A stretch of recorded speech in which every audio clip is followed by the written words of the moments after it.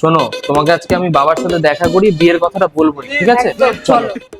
কি রে, তোর ব্যবসা ট্যাবসা কেমন চলছে? বাবা, কি বল? এই যে তোমার বৌমাকে নিয়ে এসেছি, আমি একে খুব ভালোবাসি, একেই আমি বিয়ে করবো। আমি বিয়ে টিয়ে কিছু দিতে পারবো না। বিয়ে দেবে না? বাবা, বিয়ে না দিলে কিন্তু আমরা পালিয়ে বিয়ে করে নেবো। বিয়ে না দিলে পালিয়ে যাবি?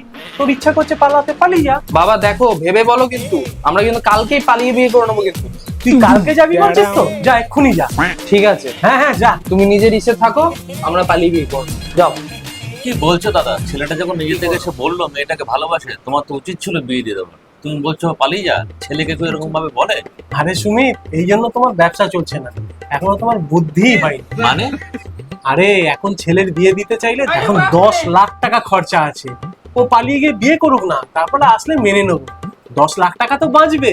দাদা তুমি জিনিয়াস মানুষ আছো, তোমার হেভি বুদ্ধি।